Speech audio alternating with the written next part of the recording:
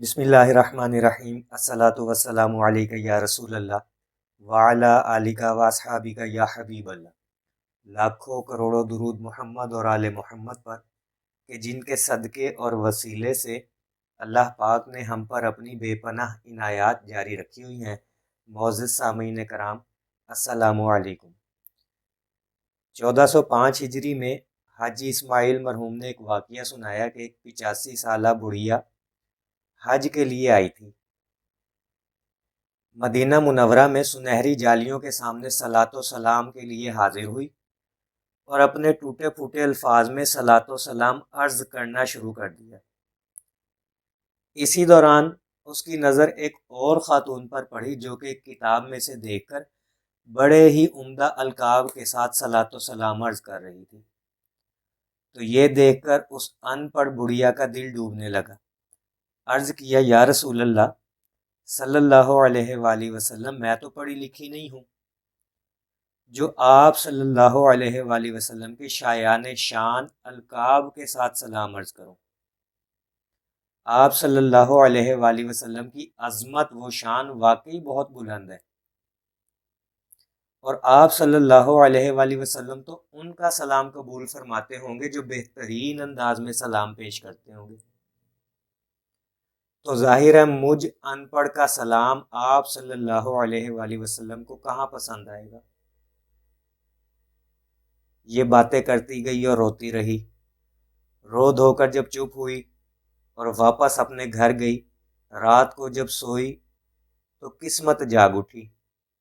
کیا دیکھتی ہے کہ سرہانے امت کے والی سرکار عالی صلی اللہ علیہ وآلہ وسلم تشریف فرما ہے اور فرما رہے ہیں کہ مایوس کیوں ہوتی ہو، ہم نے تمہارا سلام سب سے پہلے قبول فرمایا ہے۔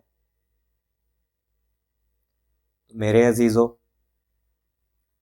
اس واقعے سے ہمیں پتہ چلتا ہے کہ تعداد کو کوئی اہمیت حاصل نہیں ہے، لہجے کو کوئی اہمیت حاصل نہیں ہے۔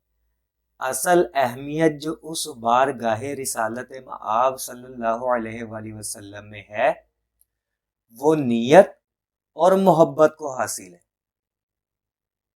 آپ کی نیت اور آپ کی محبت ہی وہاں پر آپ کی جگہ بنائے گی، بے شک آپ ٹوٹے پھوٹے لفظوں میں درود پڑھ رہے ہوں۔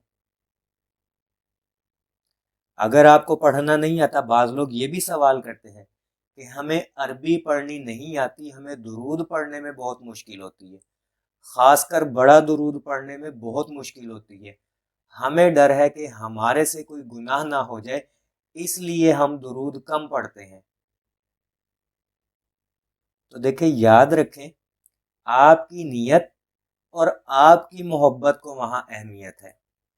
آپ بس درود پڑھتے جائیں، اس سفر میں رکنا نہیں ہے، دل چھوٹا نہیں کرنا، افسردہ نہیں ہونا کہ فلاں کی عربی، فلاں کی تجوید بہت اچھی ہے، ہم اس طرح سے سنوار کر درود نہیں پڑھ سکتے۔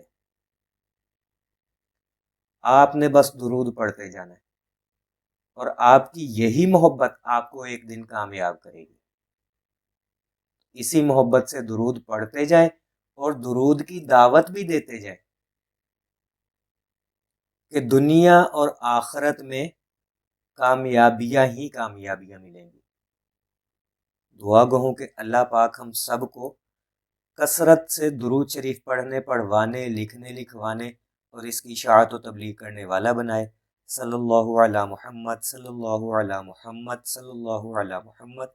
السلام علیکم۔